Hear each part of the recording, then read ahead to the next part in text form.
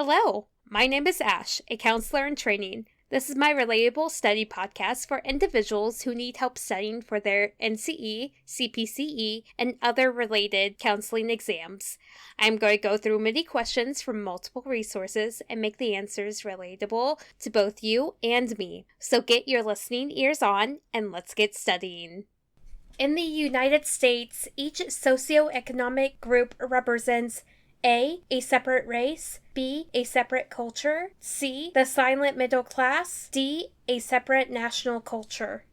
The answer is B, a separate culture. In the United States, each socioeconomic group represents a separate culture. When you take a step back and look at the socioeconomic groups, you have the high class, you have the middle class, and you have the low class. Each group has a different culture. Specifically, middle class, they are able to pay their bills, they are able to get by, they are able to have leisure time, but it's built up over time. Whereas higher class, they have an excessive amount of money and they are able to run successful businesses and take much leisure time as they wish without building it up. Whereas low class, they have to build, whereas lower class, they keep on working with very little leisure time. That is one way of looking at the separate cultures of each socioeconomic group. If you have a better example, leave it down in the comments below.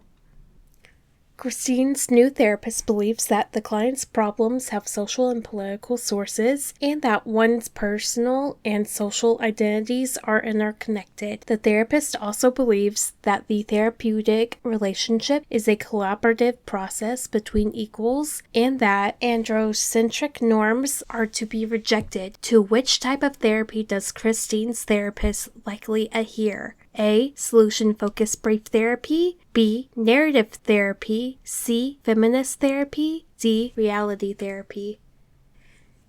The answer is C. Feminist therapy is the type of theory that Christine's therapist is likely to adhere. Feminist therapy is an integrative approach that focuses on the challenges of women and what they face as a result of stereotyping, oppression, bias, discrimination, and other factors that are stressors that can negatively affect women's mental health. And it is based on the belief that wellness is linked to the individual's culture and social identities in the political environment where they live. Which therapist was not instrumental in the early years of the social psychology movement? A. Freud. B. Durkheim. C. McDougall. D. Eric Berne.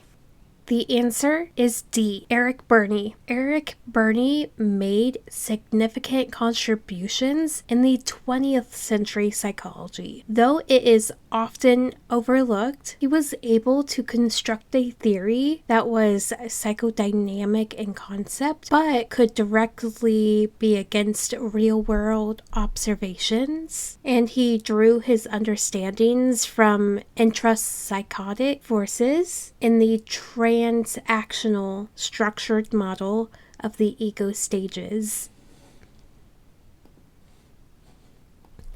In what ways do stereotypes distort reality?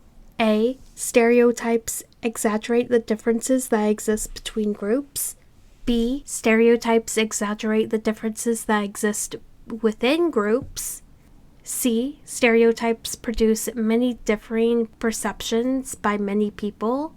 D. Stereotypes demonstrate that members of a group can be different.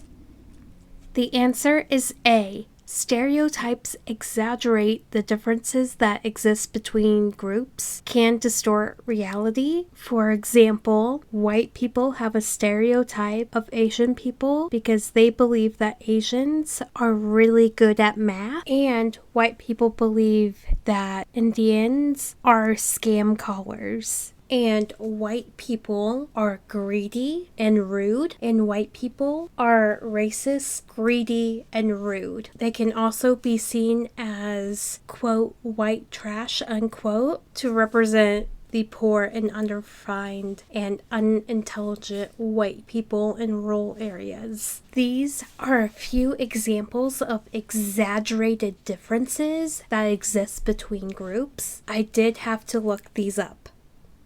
Blank and blank would say that regardless of culture, humans have an instinct to fight. A. Maslow and Rogers. B. Ellis and Harper. C. Freud and Lorenz. D. Glasser and Rogers.